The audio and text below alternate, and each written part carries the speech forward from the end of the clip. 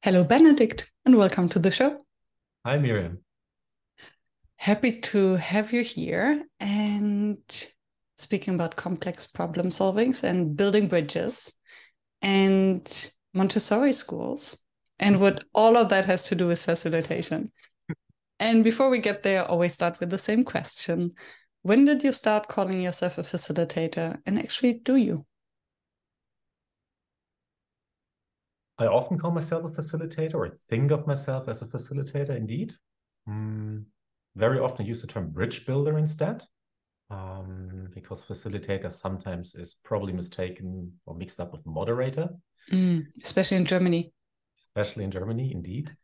And it's a good question. When I started doing that, sometime in the last decade, when I sort of made an informal transition from very often being the guy standing on the stage or somehow bringing people together to making a living out of it, basically. So at some point that transition happened, but really gradually.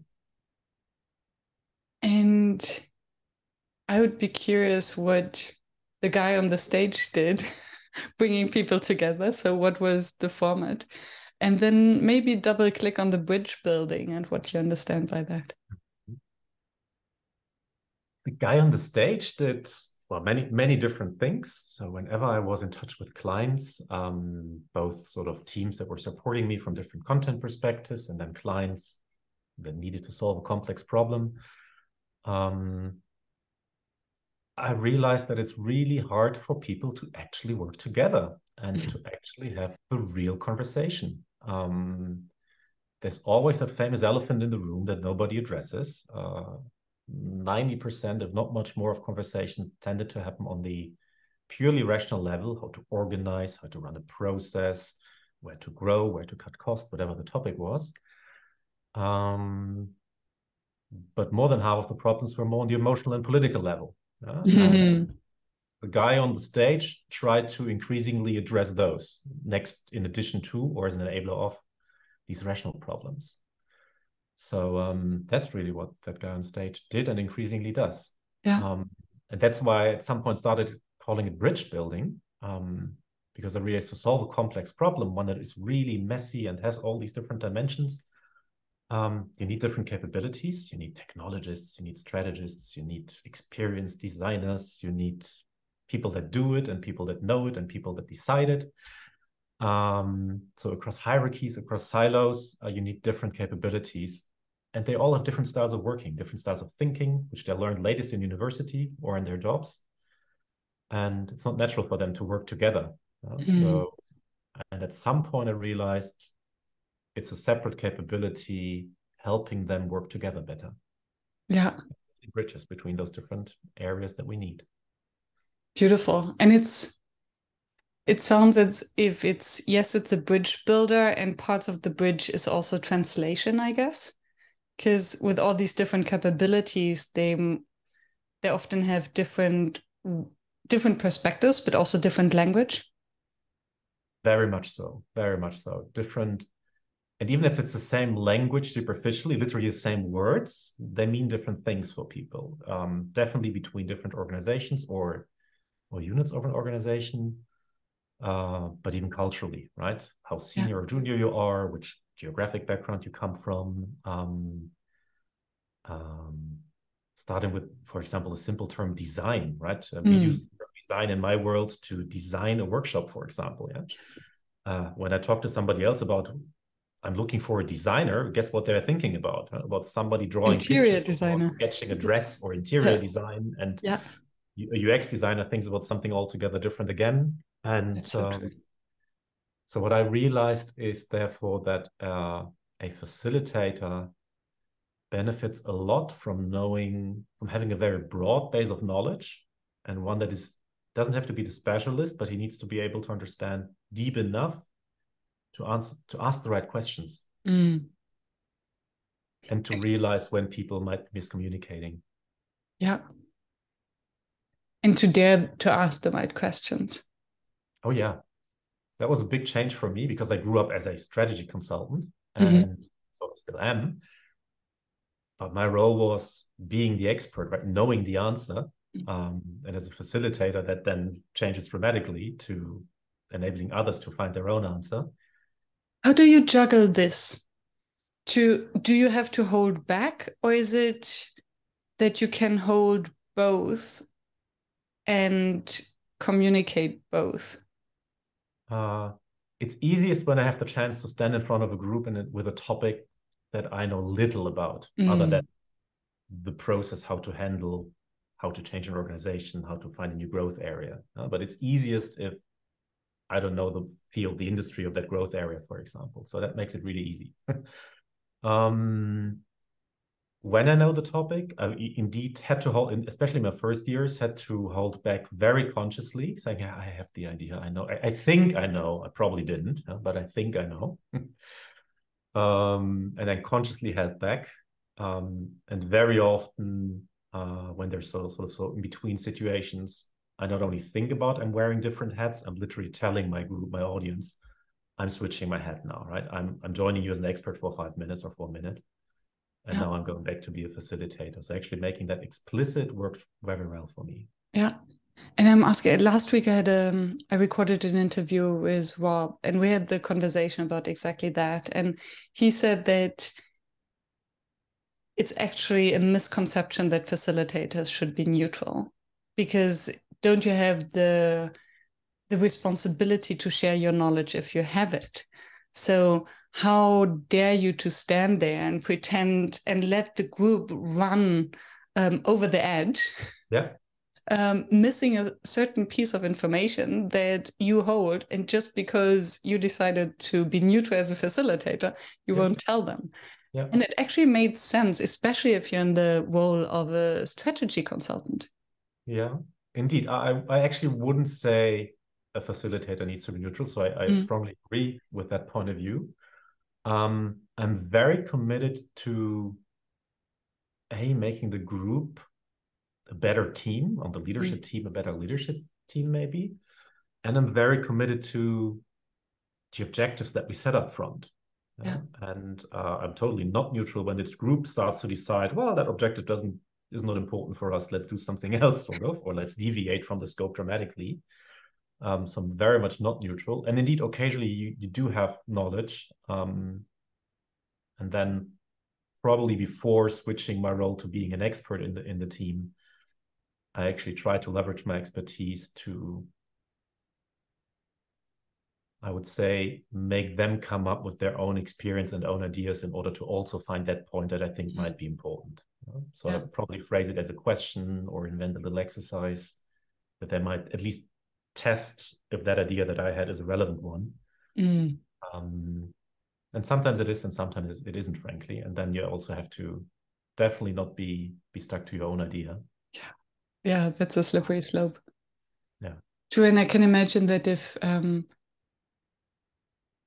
you present it as a suggestion or an invitation for them to play with it, instead of, okay, this is my strategy consultant head, and then everyone in the room believes, oh, they're charging lots of money, so they must know which direction to go, is a different framing with a big impact, actually. It's a different framing. So indeed, I think asking the questions typically anyway, a very good tool as a facilitator.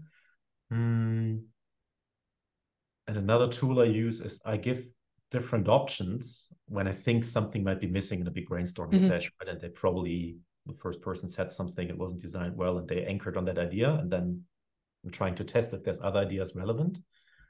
So maybe I give them 3 additional ideas. One of them I think is actually really, really needed, but I sort of throw 3 out there to see if the one sticks. And if it sticks, fantastic, or another one even better. And if it doesn't, then it doesn't, and then it's okay. Yeah. And then the responsibility is still with the group. Absolutely. Yeah. And you started with a description of this room full of people who all have different expertise, and they all come from different areas, and they fail to communicate about what really matters. Why do you think is that? So it seems as if everyone speaks about collaboration. Cognitively, everyone wants, wants it. And somehow there is, as you say, an elephant in the room. Why do they need bridge builders? We're starting to move into the other topic that you mentioned in the beginning, because we learn the wrong habits as of latest primary school, if not kindergarten. And we learn to behave in a certain way, right? We learn to work for grades or incentives in business world. Yeah? We learn to be super specialized. We learn to function in one area and not think systemically or holistically. And that means we all become, in that world of divided labor, super specialists, right? And we specialize also not only in the content knowledge, but in that way of working that legal person or the creative person or the engineer needs. And we do that for decades until we are in these positions that where we are allowed and asked to take decisions. So I think that's what the real problem is, that we're sort of over specialized, that we're over incentivized on certain behaviors and things, and that systemic thinking is something that only a very small group is thinking of as enablers in this world, but that is not valued actually, especially in corporate settings, as an important function, really. So basically that we, from education, from socialization, upbringing, we're always learning to comply with someone else's goals or someone else's structure, and to fit in. Yes. And to be specialized. Yeah.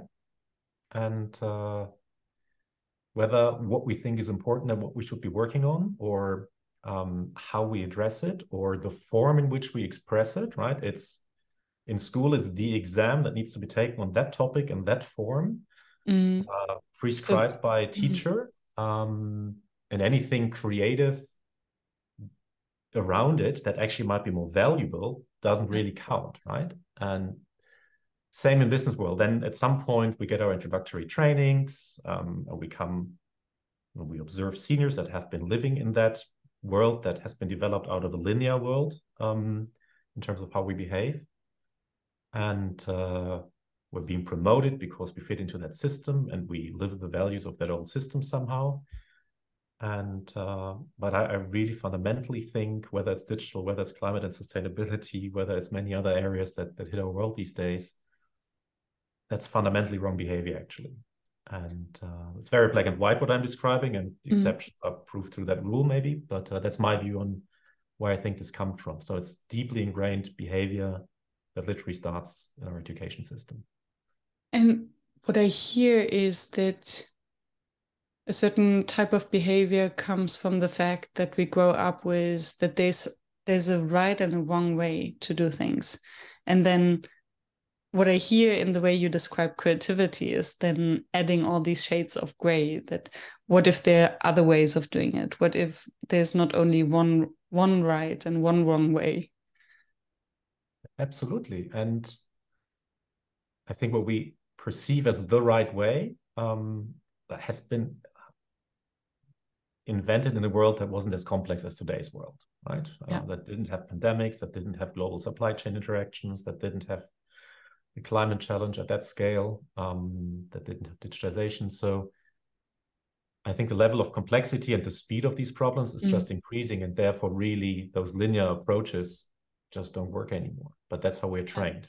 I think there's this TED talk comparing the educational sector to the industrial age.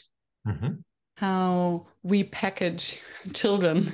Basically, we put them through a machine that is one-on-one, like a industry. And it feels like the Ford production system from the early ages, right? Exactly. Just on education, where at the end you have kind of standard packaged human beings who can check all the boxes, but that's education in the industrial age and not in the digital or in the knowledge or even in the post-digital. Is it post-digital age? Post-knowledge age. Yeah.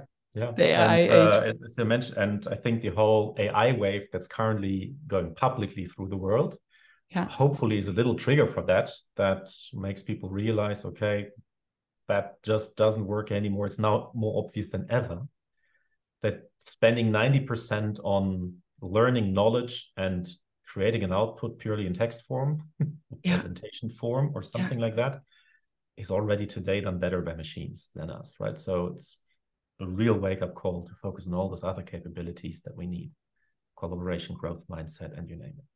Yes, and I wonder whether, so what I hear from some universities is that they just ignore it and forbid it. Okay, our students are not allowed to use AI or computers. And then I wonder, how can you ever believe that you are educating tomorrow's workforce if you try to protect them or limit the opportunities actually of today's age? And whether this is then transported even in organizations where with this mindset, okay, let's ignore the competitor, let's ignore all the danger. Yeah, indeed. And it's, I think it's rather a symptom of organizations that are not really focusing on the right things. I'm doing a lot of discredit for organizations that do.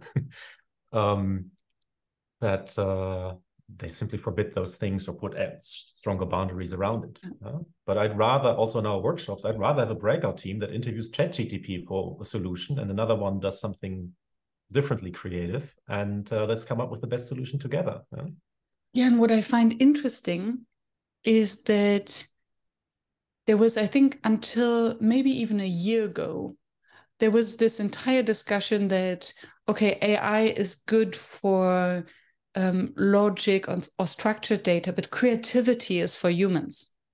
And now with ChatGPT, we actually realize that AI or these AI-powered assistants are much better in terms of creativity and brainstorming than we could ever be.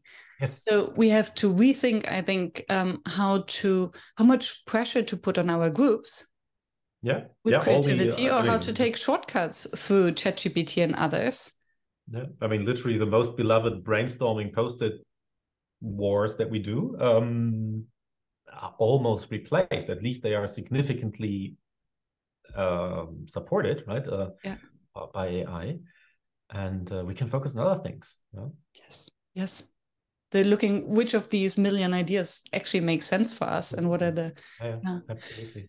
So before we get into the what can we change at the core, and I'd love to hear from your Montessori experience, what do we need, or is it possible to unlearn then all this behavior?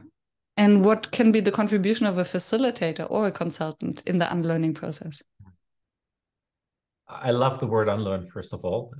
It's one I've often used myself. So one of my roles in the past has been sort of to also enable my own past organizations to work more collaboratively and simply be more human in how we behave.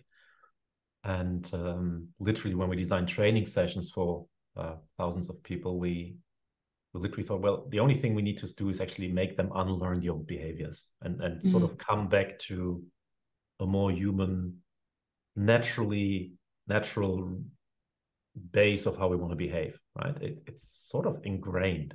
Nobody is a bully by nature, I think, and nobody has bad intentions. It's simply the roles that we fulfill in certain constraints. So I think you can unlearn, but you cannot unlearn it in one training session, right? Or in an online video, or in one cool workshop of multiple days even. So it needs a whole system that you're in, your whole environment, not just for a session, but that you live in, needs to change for you to change behaviors really for good. So if you've learned to optimize your silo and optimize that KPI, and you're only being measured by that, if your manager doesn't change that, you can be in any leadership or team building workshop that you want. If you're not allowed to apply that next Monday, or at least 2 months after still, it doesn't help, right? So we need both the skill, the courage, but also the change of your environment, the courage of your leaders to then really unlearn. And then the incentive schemes, I guess, when you say KPIs, I hear, We what are are we measuring? What behavior are we incentivizing? Yeah, yeah. For me, they are a huge topic, right? And in any sales-oriented organization, that is twice as tricky because it's, well, the financial base of the organization, of course. And it's really hard to find that right balance. Yeah, but that is, I think, really important. And it has a lot to do also with fear. Maybe that's another big topic, and the famous failure culture. And I think especially when we are in complex situations that are high pressure, that are high stakes, you can lose a lot as an organization or maybe as an individual or a team as well. What do? You go back to old, trusted, trained, repeated behaviors, right? And those are, this is my box, this has always worked, this is my process, these are my trusted people, the ones that think like me and not differently. And so let's do it like that, and we're fast and we're more secure. And if it fails, nobody can criticize me because I've done what I've always done. But if you do what you always do, you get what you always got. So that doesn't really help to solve a complex problem. Yes. So I think fear is really at the root cause, and allowing people to dare to jump into the cold water, to try something else and gain the confidence that a different approach, a more human, a more naturally feeling approach actually might lead to better results. That's what we very often try as facilitators, I think. Yes, and isn't it a big ask? Because the fear is, as you say, it's something that we've learned, and the fear protects us because we've learned that it's dangerous out there. And if we show our vulnerable self or we dare to take risks, then we get fired. Or we might get fired, or someone laughs at us, or someone doesn't take us seriously. So how can we? And I think that's a slippery slope if we are there for a project and we build this environment where we can take risks and where suddenly we feel safe enough. How to then transition back into the organization?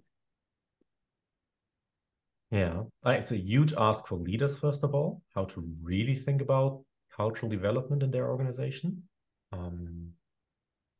It's also a big ask for individuals to live up to their potential or simply do what they think is right, not what they do they think is incentivized. And I'm actually convinced they're not necessarily not congruent, but we think they might be.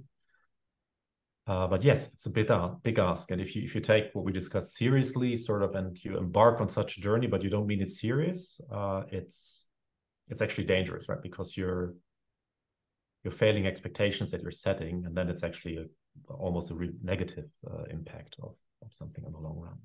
Yeah. And then it can only work if it's really an organizational project, I think, where the top leadership is really sponsoring this initiative. That would help a lot. No, it's really required. Absolutely. And to come back to the root cause. So you mentioned that, yes, it starts with the education, basic education in the school system. And from our exploration call, I know that you're building a Montessori school.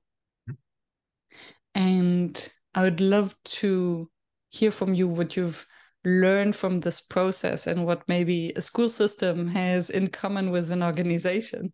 And maybe for those who are not familiar with the Montessori school system, maybe you can give us a nutshell what that is. Of course.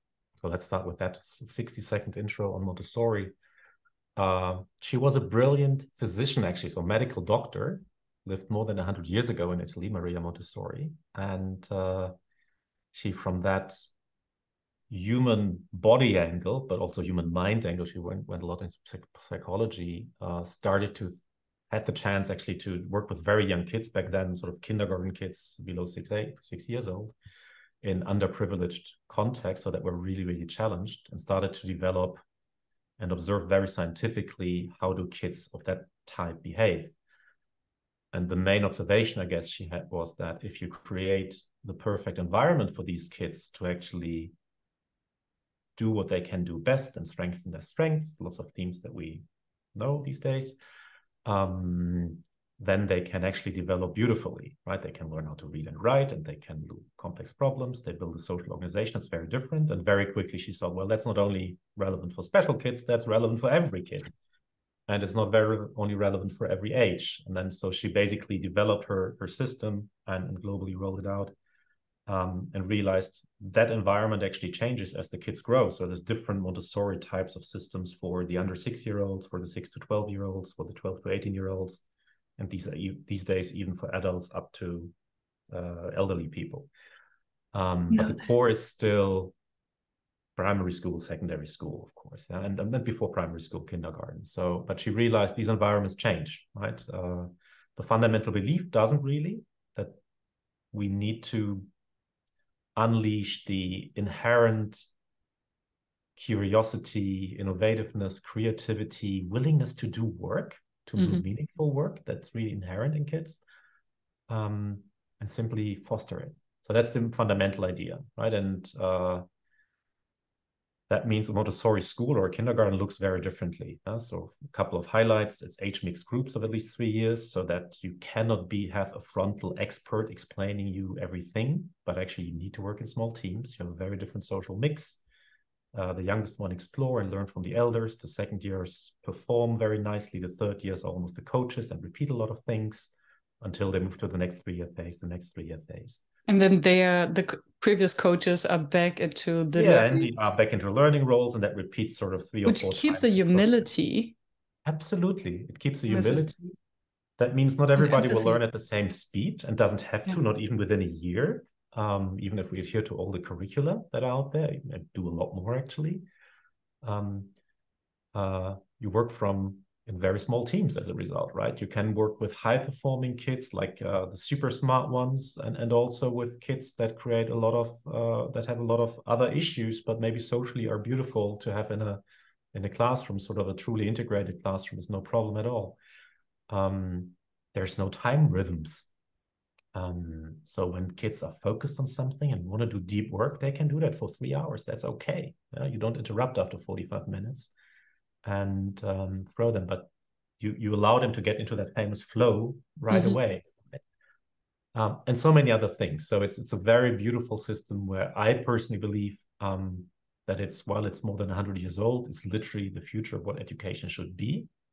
Many of the Nordic systems have a lot of these concepts built in as well. So there's other beautiful systems too.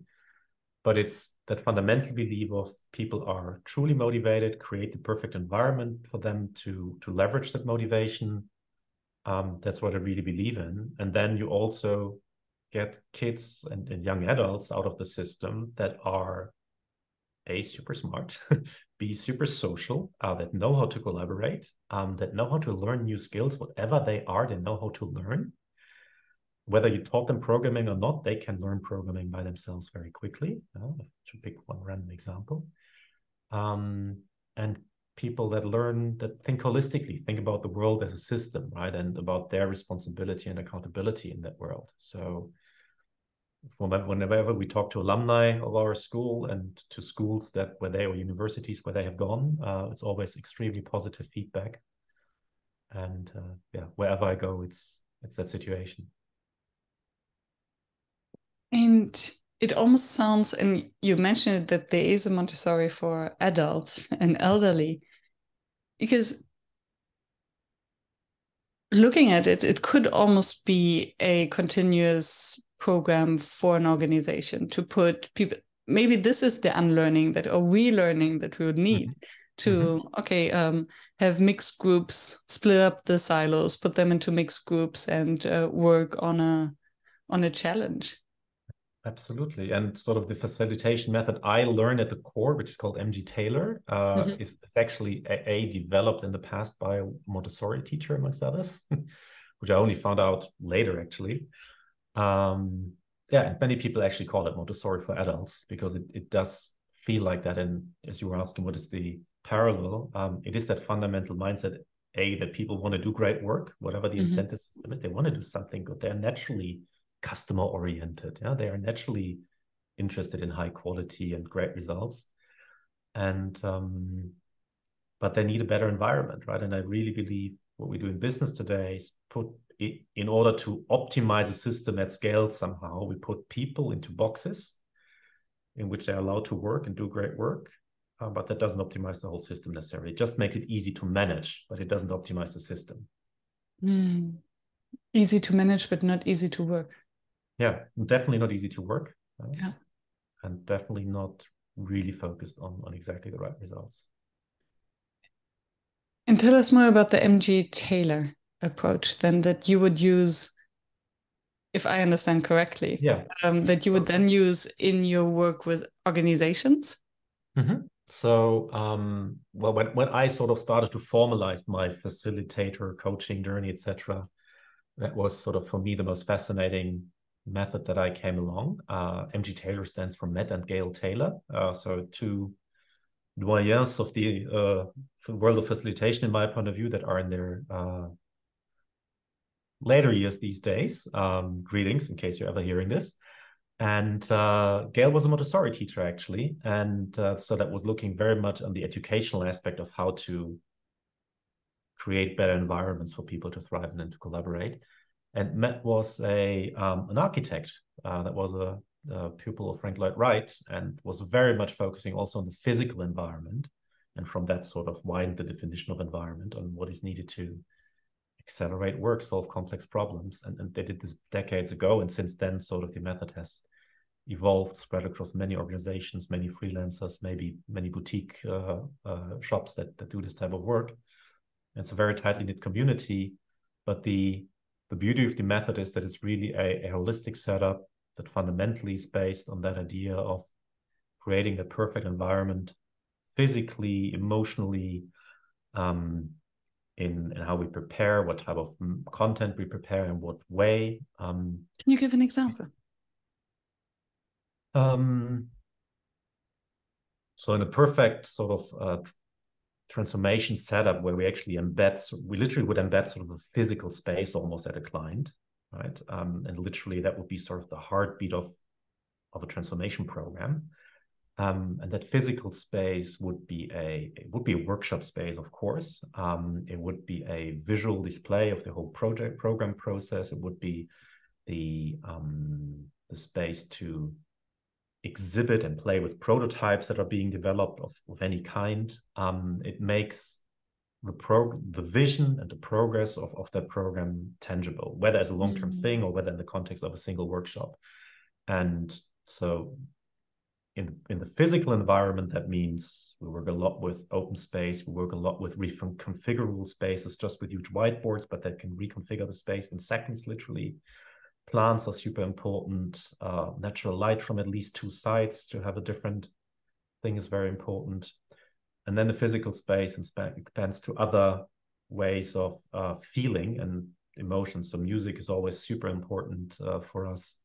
We have some teams that's rare because the effort is high, but literally go as far as optimizing the smell and even the food that's served connected to that. So that's taking it very far, but I've even seen that. And then other elements of that prepared environment, as Montessori would call it, are the information we provide. Yeah? So the creative triggers that are provided, from games that are out there and interesting books to the rational information of here are all the facts that you need to solve your problem, but not displayed in Excel, but in a beautiful scribed map or whatever the right format is that we think. We typically put on a huge knowledge wall and make all of that information available, but in a digestible way, so that we make it, in the original word of the word facilitate, easy for people to digest information and work with it and accelerate solutions. And scribe artists are not for fun, but actually the way we use them are there to translate words into pictures, to again have a different way of learning and creating sense for people that are more visual. And therefore we look for special scribe artists that are good in translating the live moment into a picture super fast, not a post-production only, but actually that live translation. So a few examples, there's many more, but how we think about the perfect environment. Thank you for the examples. I think this really helps to conceptualize and to understand what you mean and what I hear is also the transparency of the project, because I think what makes many transformational change processes fail is that it somehow happens in this black box. And then, yes, there is strategic communication to get everyone on board, and there are strategic workshops where people get on board. And then there's this lack of communication in the meantime, because everything has to be prepared and everyone is always overworked. And what I hear from your description is almost that everything is in real time displayed as it. So you have a space where you can go and actually update yourself, and thereby pulls people into the transformation process, that they want to be part of it because it's a nice place to hang out. Instead of pushing them into the transformation process, you have to do the work. Yeah, absolutely. I think that's a good thing. Two thoughts I connect with that. It needs to be very consistent, right? It's not about the 1 or 2 or 3 big moments only, and then some more or less top-down communication. These days we are a bit smarter and try to have smaller two-way communication via set chats next to the website, etc. And for large-scale organizations, that's all needed. That's a foundation. But it's about the consistency of such transformation, of the leadership messages, of the behaviors we set. And I think such a program enabled by such capabilities brings it to life immediately, literally from day one of defining something together, actually, giving power to people to decide. That is very consistent in how we do that, or how we think organizations should do it over a year or even longer. And only that consistency, I think, drives change at the end. And for that, you need transparency. And for that, you need sort of the heart of a program to be more collaborative, I think. Yeah. And what are the baby steps that you need, assuming that most of the people in the organization did not go through the Montessori education? Mm-hmm. I mean, what do you need as a client or as a facilitator to develop into that direction? Or to help the organization to actually adopt that, and I can hear a lot of resistance, because it is a disruption to the general workflow. It is a disruption to power structures, because those who used to have the power and the secrecy, they now are confronted with the situation that everyone has that. So what's so actually, one of my mentors framed it actually in a way that in any event that we do, and even more so in a permanent transformation setup, we actually redistribute power. Redistribute power, literal decision power from the leaders that would typically take the decision to the group of whatever size that is highly diverse. It goes down to the shop floor worker to actually take a decision in certain boundaries that leadership has set. But that's sort of the fundamental mindset. Otherwise, you cannot be empowered. If you're not allowed to take decisions, the whole thing is mute. Because the power is a finite set. So you cannot just have more power to more people. So you need to take it away from someone. You need to take it away from someone, and typically the someone sits somewhere at the top as an individual or as a team. But we're redistributing power to the front line, to the people that are the implementers and the people that do it together with the people that are formally in the place to decide it.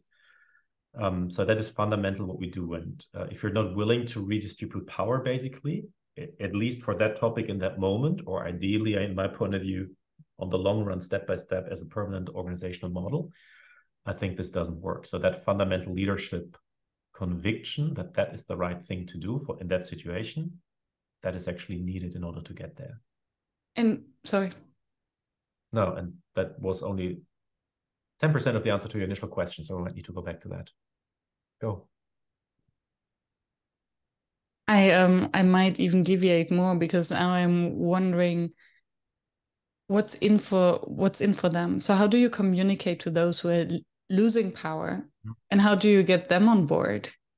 I don't think they're losing power, but it's how you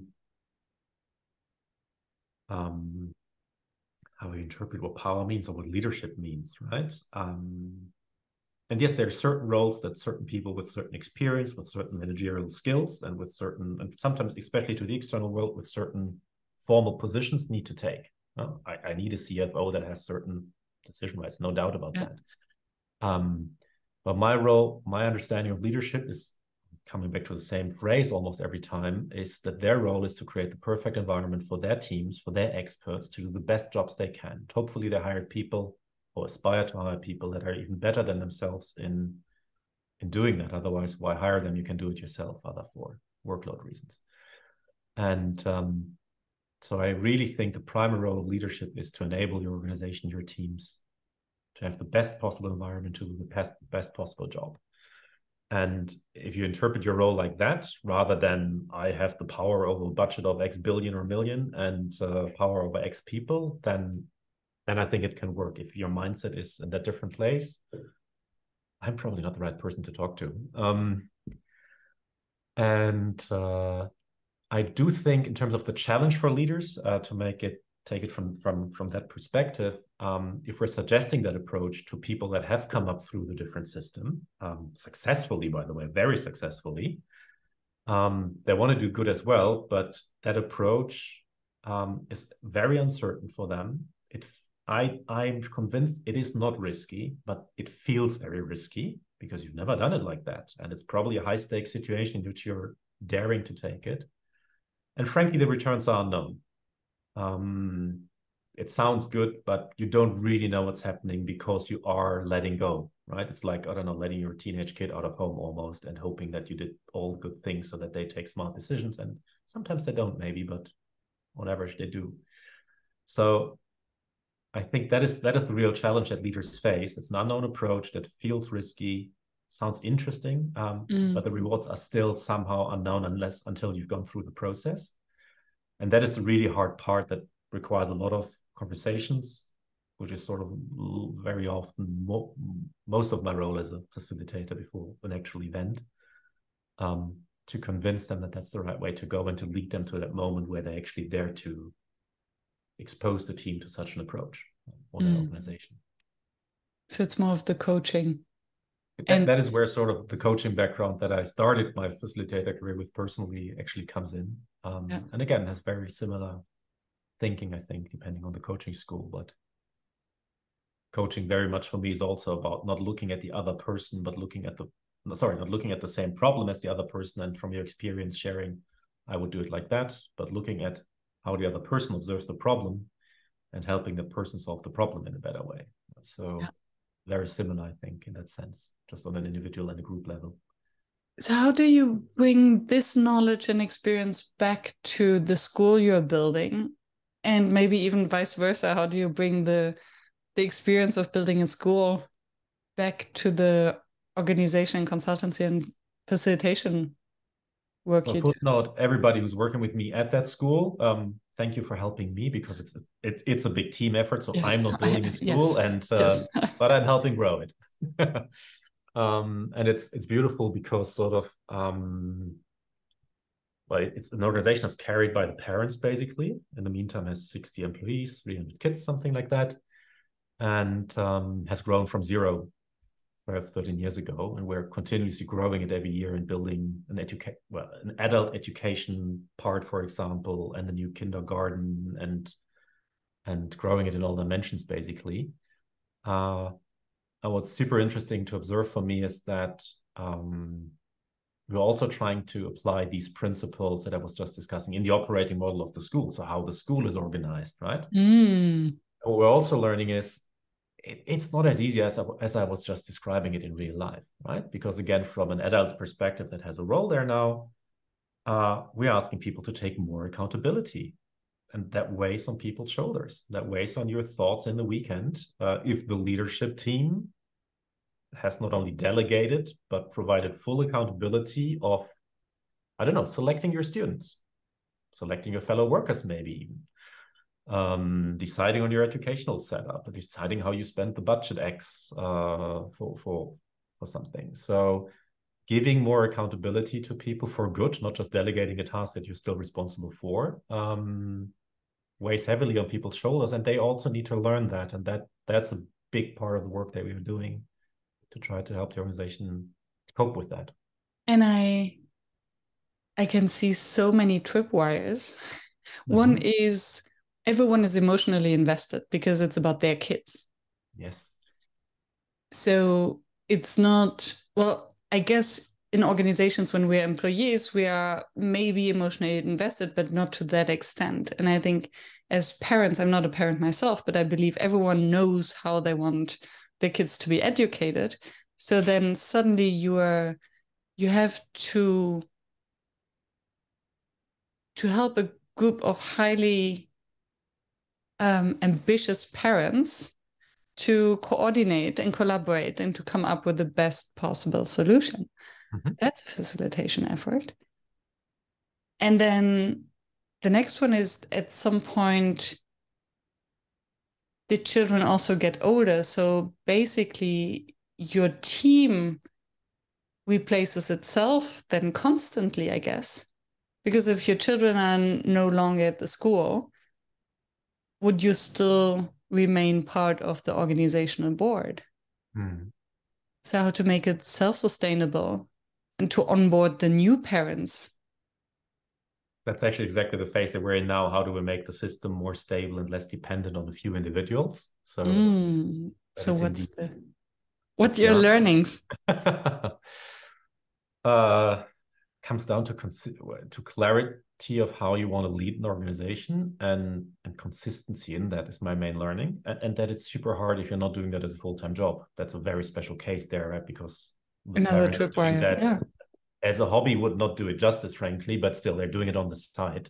And that's a voluntary, they're not paid for that. Yeah, the few parents that carry it, no, but then obviously there's a body of 50 fully paid people that run the school at the end. Yes, of course, but that's their full-time job then also. The educational deans and the team there, but still, even they need then support. So that's actually for us a big question, how we sort of put that organization into the next level of maturity. But yeah, it's that continuity and consistency of how you want to lead, I think, and how you want to run an organization culturally that really makes this difficult or challenging and interesting. Down to everyday small decisions in which this is brought to life, right? Whether you want to, for example, we're at a scale where we need to standardize a bit more, as every large growing organization. Vacation rules, overtime rules, right? Leaves of absence, typical things that in the beginning, individual decisions, of course, when you have 10 employees or 5. With 60, it starts to become different. And then you suddenly start to standardize, and you find yourself in exactly that situation. You're creating the same structure for everyone, while your fundamental belief is everyone is different and needs a different environment and different rules and different tasks. Yeah, so that's sort of, for example, one interesting second level, like that. If we want to create perfect environments for every individual child and adolescent, we also need to do that for every employee. But standard rules, like standard overtime rules or standard XYZ, are completely opposed to that. Yeah? How do you solve that puzzle? We haven't solved it yet. To be very honest. No, but actually to constantly challenge us whenever the organization has that, every organization has that tendency to sort of standardize, harmonize, but with every single bigger one of these decisions, we actually try to go back and say, well, is that in line with our values, I would call it, with our fundamental beliefs? And very often we say, no, the way we wrote the initial thing isn't right. Well, because we copied the version X or Z of a contract from another school because that was easy and quick, or ChatGPT support suggested that. But then we find, there's a lot of good stuff in that, but we need to make it more flexible. And so that's really interesting. But I'm really realizing on that, at least on a weekly level, there's bigger decisions to be taken. And every one of these decisions needs to be compared to that set of values, set of fundamental beliefs, if it's really true. And very often there's that tendency, even for us, because we've all been trained in the world that I criticized at the beginning, we automatically somehow go back there. That's the first reaction, because and it takes decades, I think, to change that. Yeah, and it makes me think of different models, like, was it Zappos? There, they said that everyone can basically decide their own salary and their own leave days and take as many as they consider rational, or so there's a big trend over the last years around self-governed organizations, right? Different kinds, sociocracy, holacracy, many different models out there. So, and frankly, if you are serious about what we've been discussing up until now, the result of any transformation, some of them would consequently lead to a more self-organized organization. Zappos and Spotify are the two global models where that has happened in organizations of a certain scale with at least 5-digit numbers of employees. Where, if we're honest, most organizations where that has been successfully implemented are mid-sized companies with 500 employees or something with their own struggles. So I think, and my clients typically are much larger corporate clients. And so why I think a lot of good things can be borrowed from this in terms of leadership mindset and behavior as a society. At least I haven't come across the solutions yet to actually have mega organizations apply that consequently. I think that'll be interesting to observe over the next 10, 20 years. But a school could. A school could. I mean, any school is small enough to do that. Yes. And what holds you back then? Or maybe doesn't? It doesn't. We're on the way. We're on the way. Focus, resources, money at some point in order to invest sufficiently in these type of topics as well, right? There's a little bit of everyday reality everywhere. But no, nothing's holding us back in that sense. Just that it takes time and it takes consistent focus. It doesn't change overnight. That's the one thing. I was much more positive when I started that journey that can be done very quickly in a year and a half. And obviously I was wrong. And thank you for being so open about that. I can totally see that. And because also now you're in the position where you're emotionally involved because it's your school, your school in air quotes. So you're co-building, co-owning it, but you're involved. And I wonder whether this brings then also humility into your work when you go to organizations, because then you realize, oh, yes, I can do all this consulting and facilitation work, but actually I know how difficult it is to really implement it. So what have you learned then, or have you adjusted your style given your personal experience at the school? It's a very strong addition to the experiences I've been able to make. One of the benefits of being a consultant is that after 20 years, you've seen a few dozen, if not a few hundred companies and help them somehow change. But that is sort of an even closer example, right, of a very small scale, but still a very relevant one. And indeed, it does make you more humble, more down to earth, not less ambitious, I think. I've been reflecting on that too. But you have a different perspective on solving a problem on top, right? I think when I started as a strategy consultant, I was only looking at it strategically from the top, from the 30,000-foot angle. And as a team, we knew exactly what the right solution was. And because we did that together with smart senior clients, it was never wrong. But that didn't mean we were successful in pulling the whole organizations along. Or at least there could have been even more impactful ways, or it could have been faster or even better. And just having a different perspective definitely helps, right? Yeah. There's one model we use in MG Taylor called the zone of emergence, which thinks about how creative, bold ideas emerge to a complex problem. And it basically is very roughly 3 elements. A, you need to scope the idea like in a pressure cooker environment so that the energy can't escape. The second level is in that scope, you need to think about it as a wave going through that box now. You need to go through multiple iterations in order to solve it, because the first idea is never the best, right? So you develop one idea and a concept, test it, get feedback, develop the idea again and again, and at least 3 times, if not 20 times. And the third layer is vertically across that. You need to do that at multiple, we call it levels of recursion, multiple levels. So if the problem exists on a business unit level, you need to go at least 1 level down on the team level or then the individual level and also at least one level up on the corporate level and maybe industry level to solve the problem. And then eventually you break the boundaries, actually. But that is, I connected with that very theoretical model maybe because it helps me be on different levels of recursion, thinking it from the industry context, the corporate context, the business unit context, but also much more from the individual context. And how do you build this pressure cooker in the first place? What's the equivalent, or can you give an example of this pressure cooker situation? Yeah, there's a couple. One is simply the content scoping, right? So when we lead up to a workshop or any intervention and scope it, we try to really be super precise, first of all, on the problem that needs to be solved and try to reframe that multiple times, because the first version of what you think the problem is never is the problem.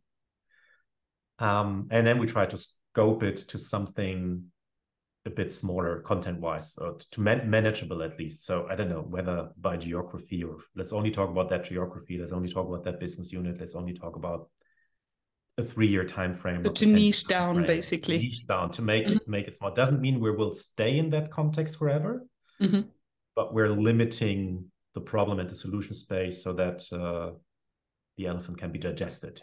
So that's one. And then there's other ways to create that pressure, which, for example, is time boxing.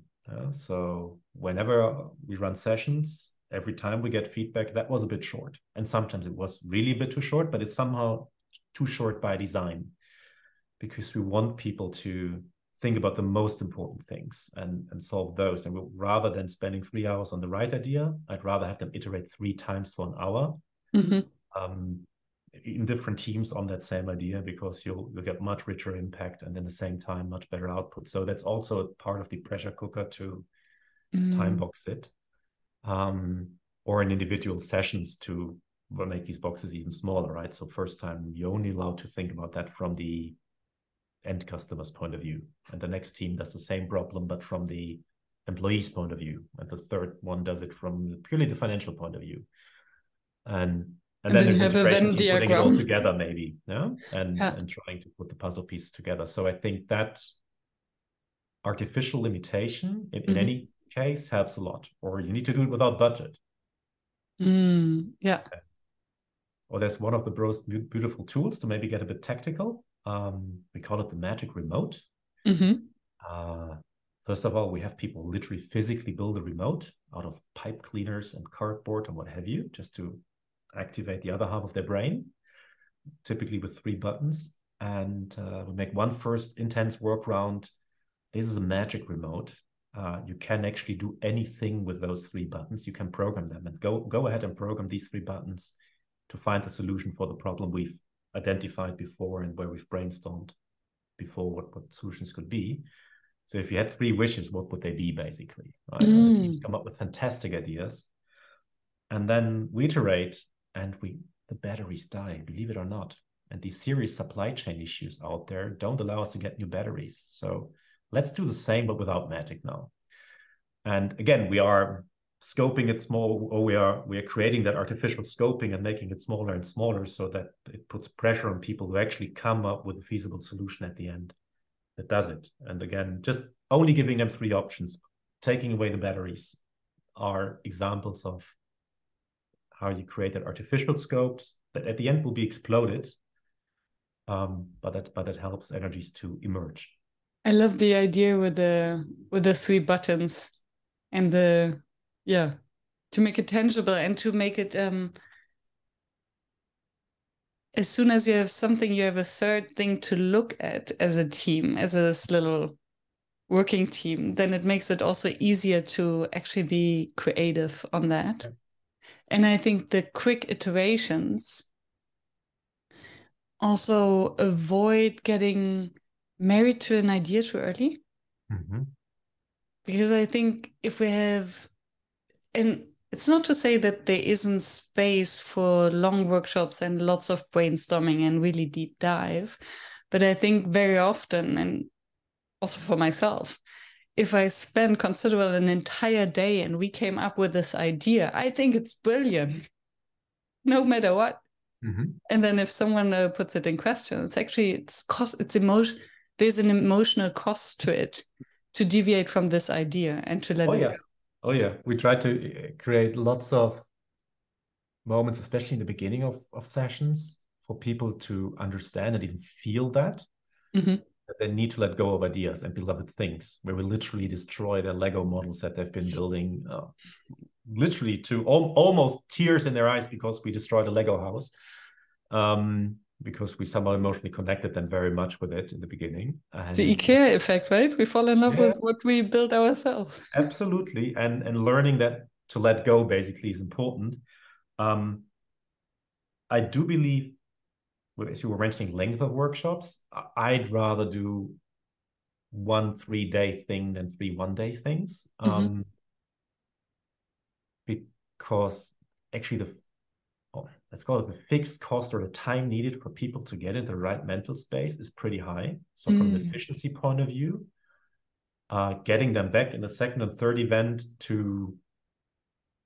in that mental state, but also to understand and remember what did we do 2 weeks ago or last week, is really, really hard and just super inefficient, and also less effective because they lost half of the energy somewhere on the way. I do think in the way even those long sessions would be built, you need a lot of iteration, and you can have that speed anyway, but speed with enough. It's an art of a facilitator, right? To know exactly how much time you need. Yeah. But to have these many iterations and make it feel like time's flying, I think that is automatically happening. But I'd personally rather spend more time, or very frequent time at least, than 2 short things. Yeah, makes sense. Thank you. What makes a workshop fail?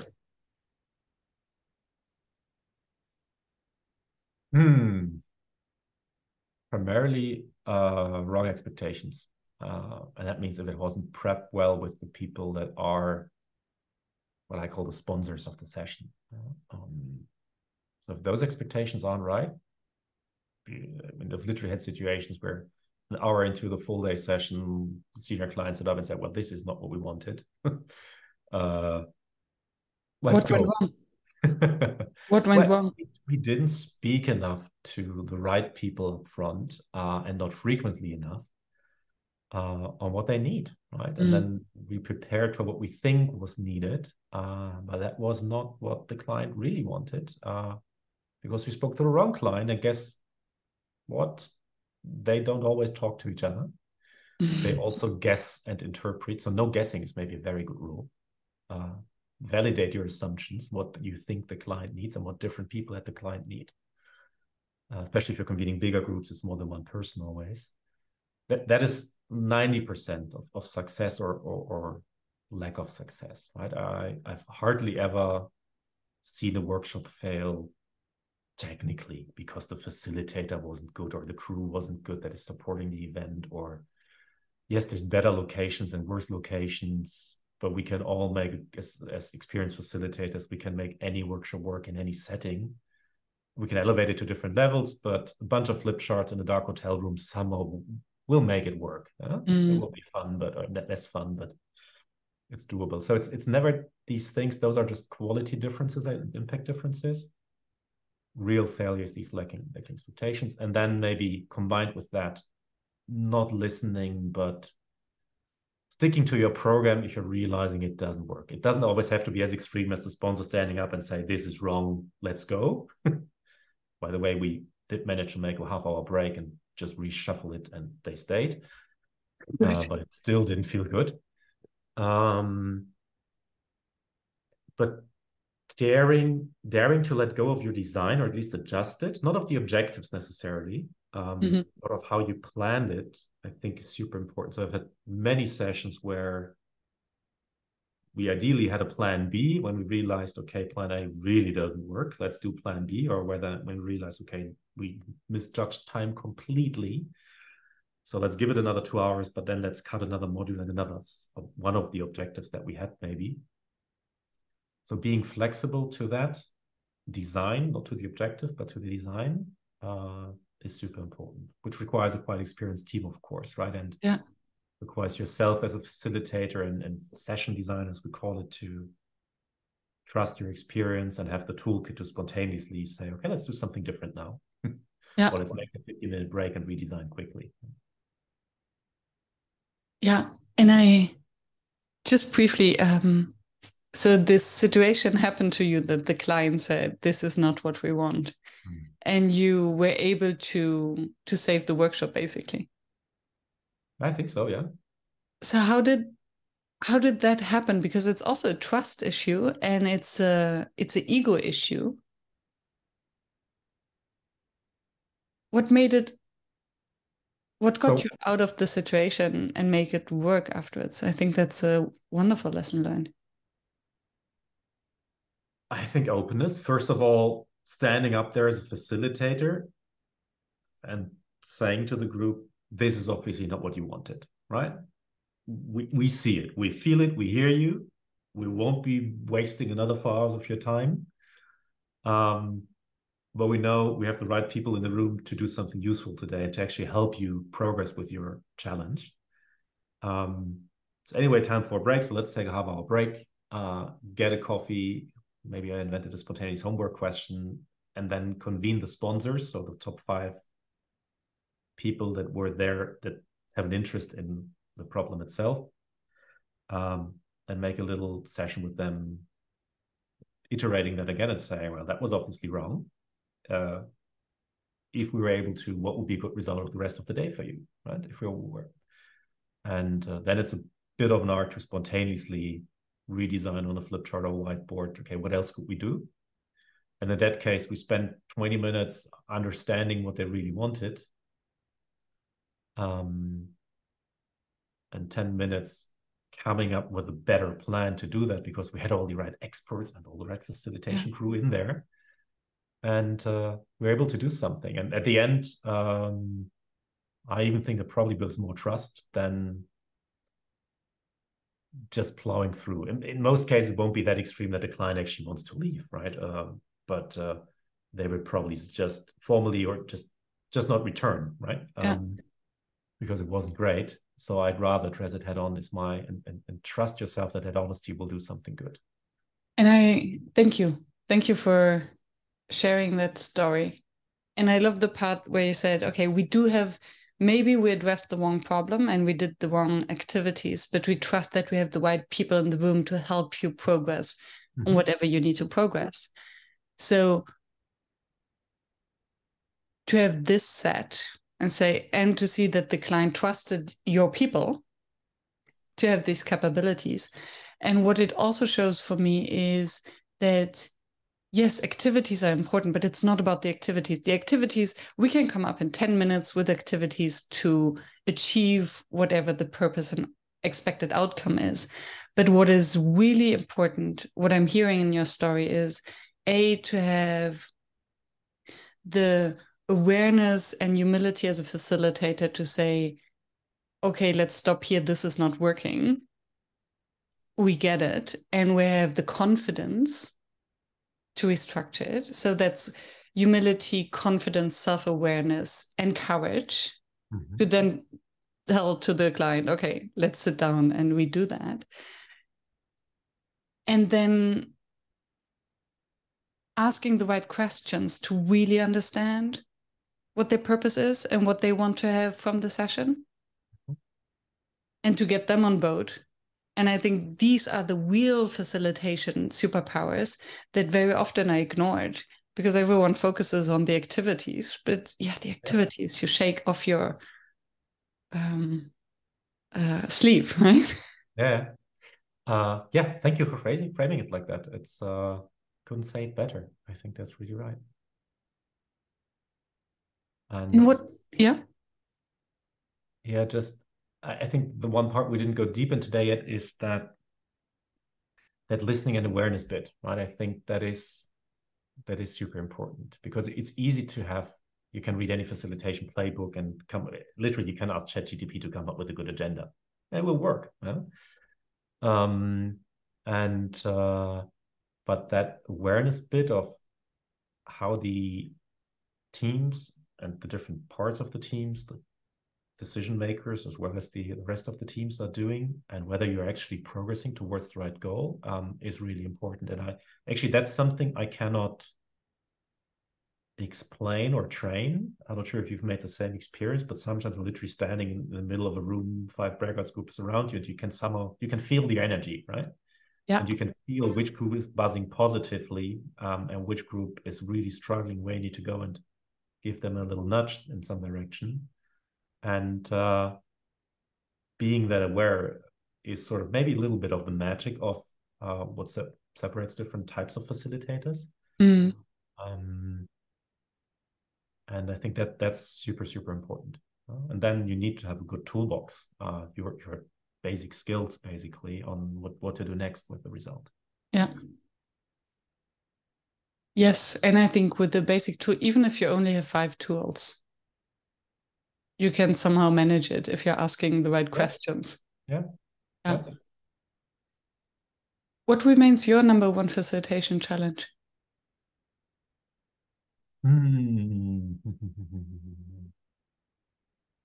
So my daily life, the biggest challenge in my work is actually convincing leaders to dare to take the different approach.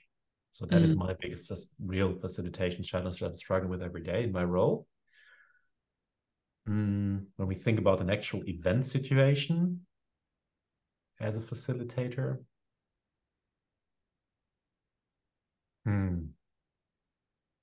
need to think for that for a few seconds.